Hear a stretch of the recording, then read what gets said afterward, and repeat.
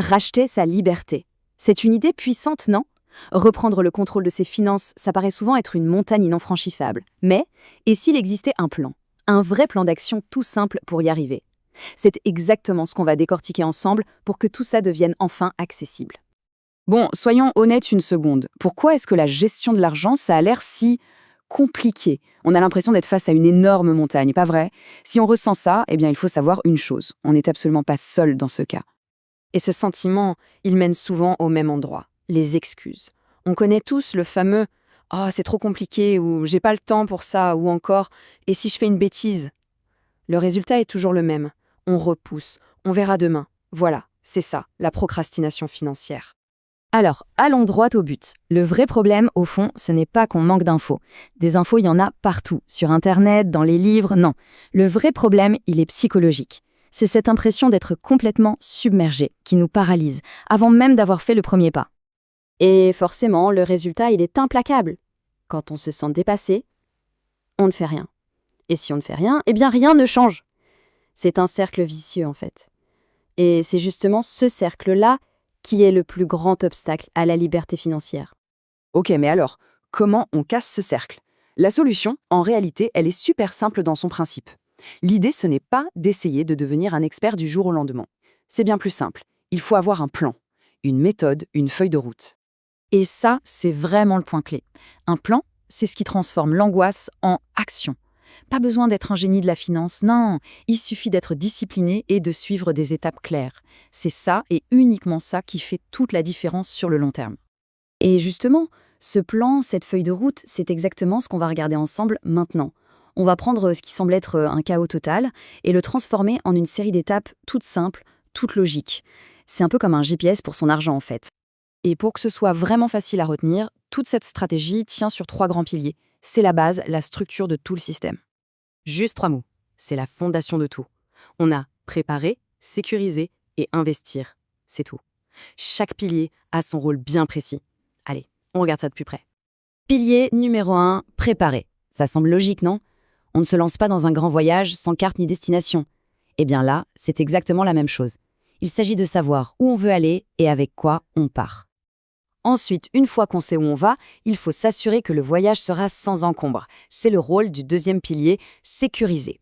Le but, c'est de construire des fondations hyper solides pour se protéger des coups durs. C'est ce qui permet d'investir l'esprit tranquille après. Et enfin, le troisième pilier, celui qui fait un peu rêver, on va pas se mentir, investir. Là, on passe à l'action. C'est le moment où on met son argent au travail pour qu'il bosse pour nous et qu'il nous rapproche de nos buts. Ok, donc on a la grande structure, préparer, sécuriser, investir. Maintenant, comment ça marche en pratique? Eh bien, ces 3 piliers se déclinent en 7 étapes. 7 étapes très concrètes. C'est le plan d'action de A à Z. Et la voilà, la feuille de route complète. C'est simple, chaque étape répond à une question de bon sens.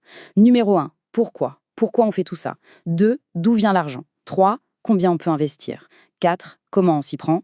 5, dans quoi on met son argent? 6, quand on le fait? Et la 7e, la question qui sauve. Et en cas de crise, on fait quoi? Alors, les étapes 1 et 2, elles font partie du premier pilier, préparer. D'abord, on définit ses objectifs pour donner un sens à tout ça. Ensuite, on fait le point sur ses rentrées et ses sorties d'argent pour savoir de combien on dispose. C'est la base de tout, le point de départ. L'étape 3, elle, c'est le pilier sécurisé. C'est là qu'on met en place l'épargne de précaution, le fameux matelas de sécurité. On dit souvent entre 3 et 6 mois de dépenses. C'est crucial parce que c'est ce qui permet d'investir sans mettre son quotidien en danger. C'est une question de sérénité. Maintenant, on attaque le gros morceau, le pilier investir. Et là, ça devient très concret. Les étapes 4, 5 et 6. Comment? On ouvre les bons comptes. Un PEA, un compte titre.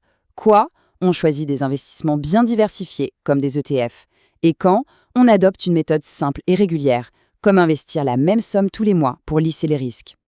Et on arrive à la dernière étape, la 7e. Et celle-là, elle est peut-être la plus importante pour dormir sur ses 2 oreilles.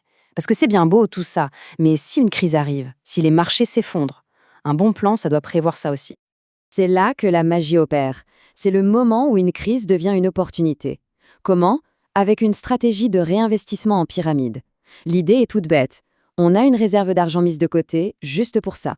Le marché baisse de 10%, hop, on investit un petit peu de cette réserve. Il plonge de 30%, Là, on investit une bien plus grosse partie. En gros, on achète quand tout le monde vend, quand c'est les soldes, mais on le fait de manière réfléchie, sans aucune panique. Et voilà, on arrive au bout du décryptage. On est parti d'un sentiment de confusion, d'être un peu perdu, pour arriver à une feuille de route super claire. 3 piliers, 7 étapes. C'est tout.